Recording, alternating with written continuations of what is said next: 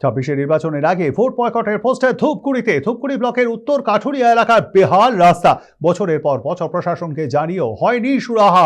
Vote আসে, vote যায়, তবে সুরাহা হয়নি, মিলেছে শুধুই প্রতিশ্রুতি। তাই ওই এলাকার স্থানীয় মহিলা পুরুষ সবাই রাস্তায় নেমে ভোট বয়কটের হুঁশিয়ারি দিয়েছেন। তো স্থানীয় তৃণমূলের পঞ্চায়েত সদস্য জানিয়েছেন রাস্তার কাজ শীঘ্রই শুরু হবে। পাশাপাশি এই বিষয়টিকে নিয়ে সরব হয়েছে বিজেপিও।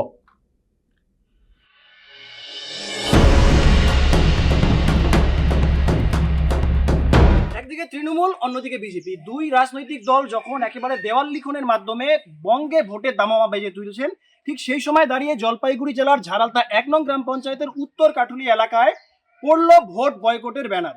না শুধু রাস্তার দাবিকে কেন্দ্র করেই এতটাই উত্তেজিত এই এলাকার জনগণ যে গোটা গ্রামে ঠিক এইভাবেই রীতিমতো বিভিন্ন দাবি রেখে তারা কিন্তু বিধানসভা নির্বাচন বয়কটের ডাক দিয়েছেন, এবং যার ব্যানার রীতিমতো জলজল করছে গোটা গ্রাম জুড়ে। ভোট দিয়ে আমাদের কাজ হচ্ছে না তো কি করবো? ভোটে দিব না, আর ভোট বয়কট বন্ধ। রাস্তা যতদিন না হয় আর ভোট দিবই না। ঠিক আছে, রাস্তাঘাট হবে, কোনো চাপ নাই, মানে এই বাসা ইসে হলে হবে, অমুক ইসে হলে হবে, মানে প্রতিশ্রুতি দিতেই থাকে কিন্তু কাজ হচ্ছে না। কে বয়কট করলেন? 2000 পরিমাণে ভোটার রয়েছে বলছেন। দেওয়ালে যখনই মানুষের পিঠ ঠিকে যায় না, তখনই মানুষ এই চরম সিদ্ধান্তটা নেয়। আচ্ছা, তো বেহাল রাস্তা, যা দুর্ভোগ, মানে এই রাস্তাটা বঞ্চিত অবহেলিত বলা চলে দীর্ঘদিন থেকে। হ্যাঁ, সেই জন্য জনসাধারণ, এখানকার নাগরিকবৃন্দ তারা সিদ্ধান্ত নিয়েছে, তারা ভোট দেয়। পাশের মধ্যে আমাদের এমএলএ সাহেবের বাড়ি। হ্যাঁ হ্যাঁ, তবুও এই রাস্তাটা অবহেলিত, বঞ্চিত। কত বছরের সমস্যা আপনাদের এটা? এটা প্রায় 15 বছর ধরে একই অবস্থা।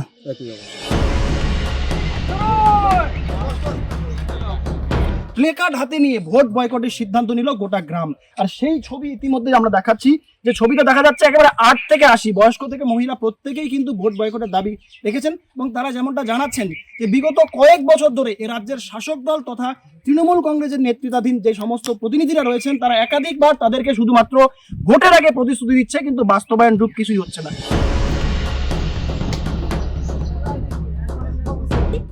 রাস্তা না হলে এইবার আমরা ভোট দিবার নয়। জামা এসে এর আগে যাকে ভোট দিয়েছেন তাকে তো জিতিয়েছেন, হ্যাঁ, তিনি রাস্তার কাজ করেনি।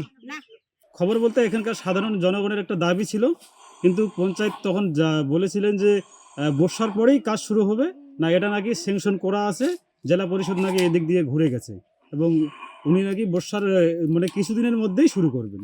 কিন্তু বর্ষা পার হয়ে কয়েক মাস হয়ে গেল, সামনে ভোট, এবার ভোট যখন ঘোষণা হবে তখন কিন্তু আর কাজ হবে না, তখন হয়তো সেটা অজুহাত হয়ে যাবে।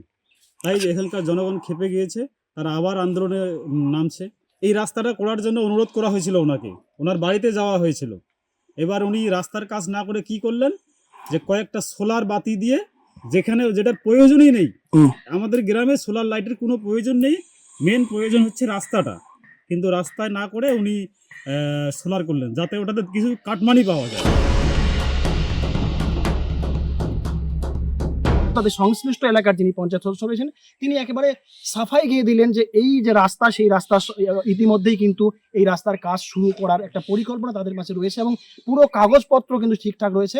আসন্ন নির্বাচনের আগেই এই রাস্তা পরিপূর্ণভাবে করে দেওয়া হবে, এমনটাই কিন্তু তৃণমূল কংগ্রেসের তরফ থেকে দাবি করা হয়েছে। তবে সমস্তটাই এখন সময়ের অপেক্ষা। আদতে এই সমস্ত সাধারণ মানুষের সমস্যা সুরাহা হচ্ছে নাকি তারা ভোট বয়কটের দিকেই অনড় থাকছে, সেটাই কিন্তু এখন দেখার। জলপাইগুড়ি ধূপগুড়ি থেকে ক্যামেরা আর্থিক সঙ্গে সানি, সময় কলকাতা।